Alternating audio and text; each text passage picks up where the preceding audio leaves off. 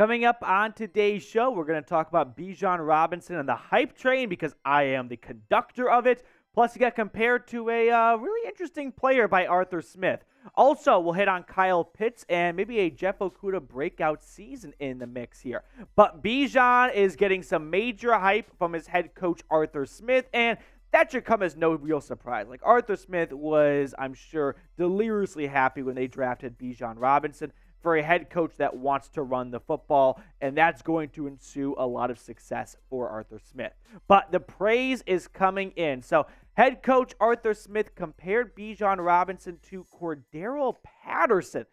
An interesting comp. I think it's more of a comp for Cordarrelle Patterson at this point in his career because, remember, coming out of Tennessee and going to Minnesota, he was a kick return / wide receiver, right? And that's not what Bijan Robinson is going to be doing. But now you see how CP84 can be utilized. And I think it's more about Patterson offering some running back abilities, but also being a receiving threat as well. So with that being said, could we see Bijan playing wide receiver? Smith also said that Bijan will line up in the in the slot as a wide receiver at times. So to me, this is the most intriguing comment. Like, OTAs are always good for offseason, whatever. Interviews are always good for some random sound bites that, hey, it's the offseason. We take a little bit of a finger and we stretch it to a whole arm.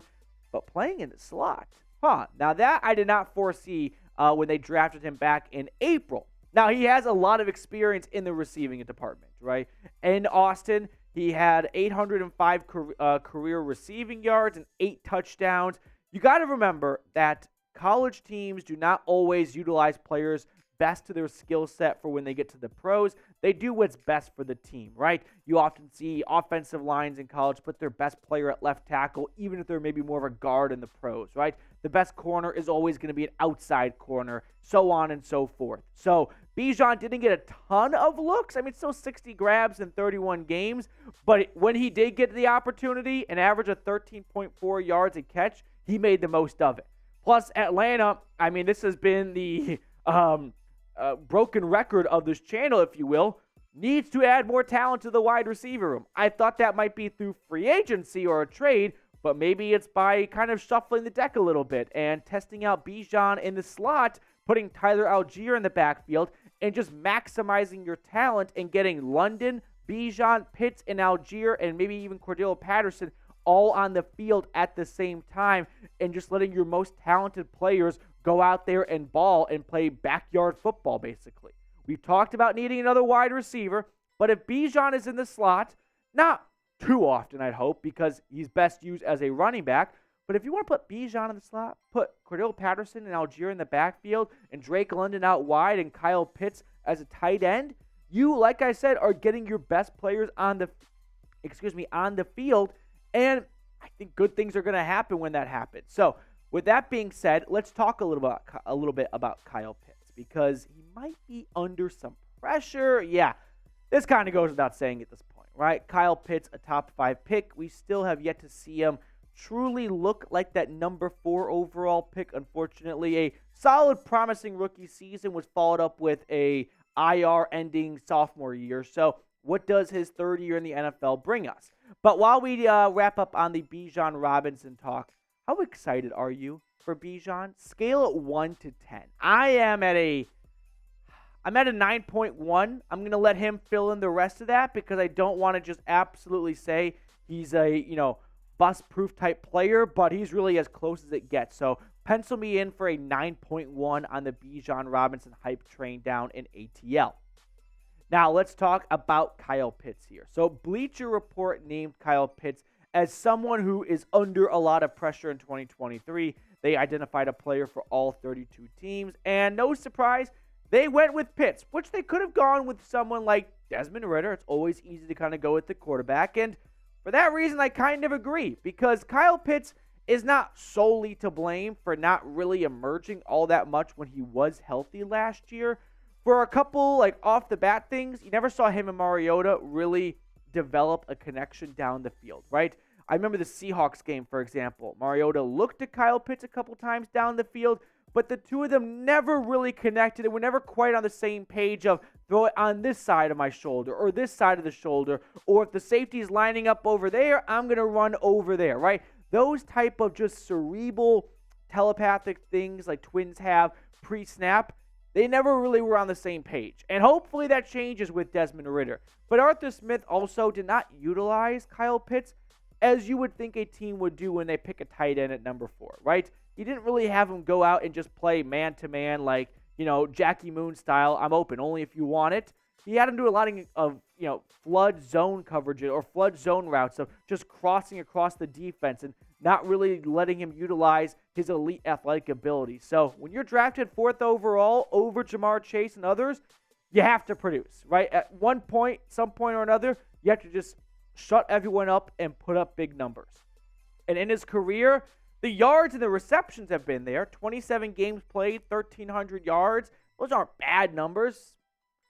They're not as good as Jamar Chase's numbers, but the 3 touchdowns, like that is where Kyle Pitts, hopefully does not fall into the Julio Jones trap of, for whatever reason, he just does not get incorporated into the red zone offense because he should. Like that's where tight ends are usually at their best. So the best tight ends in the red zone should flourish. And for whatever reason, we just have not seen that with Kyle Pitts. So coming up next on the show, I've got more to add on this subject here, and we'll kind of move on to Jeff Okudah segment of the show. But first things first, our old sponsor, BetUS, is back in the mix. Now, if you are looking to put your money where your mouth is for the NBA postseason, the NHL playoffs, go to chatsports.com/betfalcons. And hey, you can either bet or fade producer Rolly's Miami Heat right now.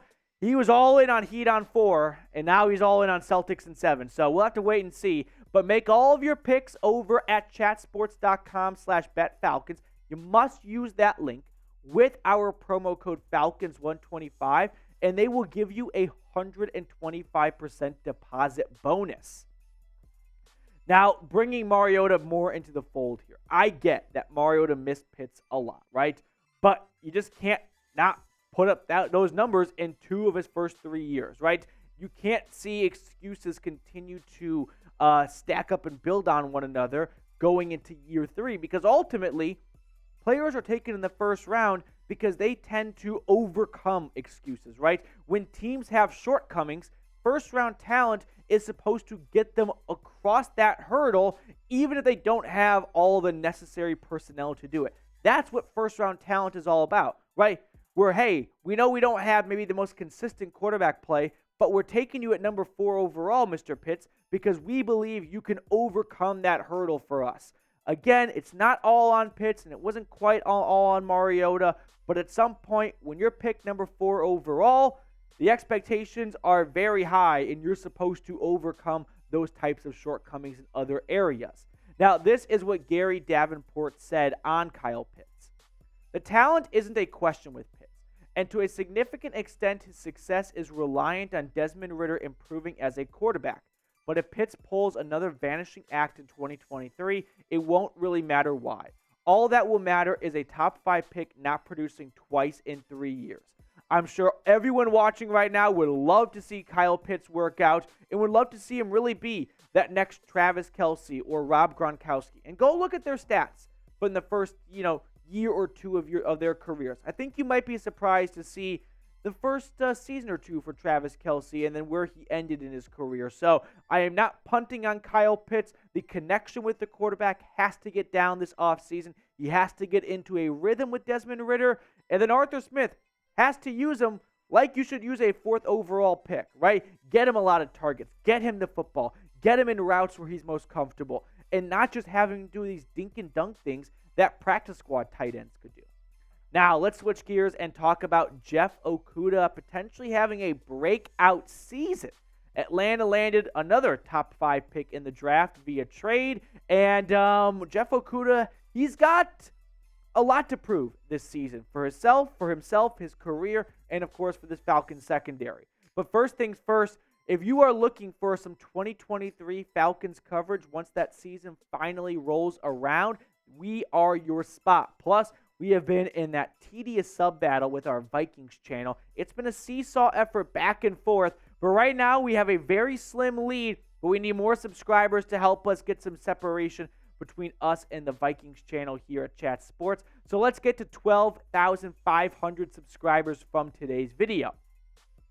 Now, do we have a Jeff Okudah breakout season in the horizon? So Bleacher Report, the folks over there, listed Okudah as someone who needs to have a good 2023 season, and that's probably being a bit cavalier and being a bit light, because he needs to have, in my opinion, a great 2023 season. This is what Davenport had to say on Okudah. Given that the Lions just got a 5th-round pick for Okudah, it certainly looks like Detroit was cutting bait on a disappointment. Since the Lions also paid part of Okudah's 2023 salary as part of the trade, he's ineligible for a 5th-year option. That makes this a contract year and a make-or-break season for Okudah. And I couldn't agree more. Unfortunately for the former Ohio State Buckeye, horrible injuries to start his career, but last year we got our first real look at him for an entire season. He played 15 games, 7 pass breakups, and 1 interception. That's not too shabby. Now, PFF has not been the kindest to Jeff Okudah. These are his career PFF grades. Overall, 51.6.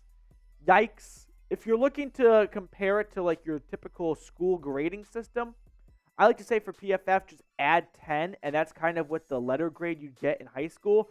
So a 61.6, I mean, that's a D-, not ideal. Good run stopping. I mean, Okudah was taken top 5 because of his unbelievable athletic traits and also his ball skills. Unfortunately, the injuries have just not allowed him to match and keep up with the NFL speed.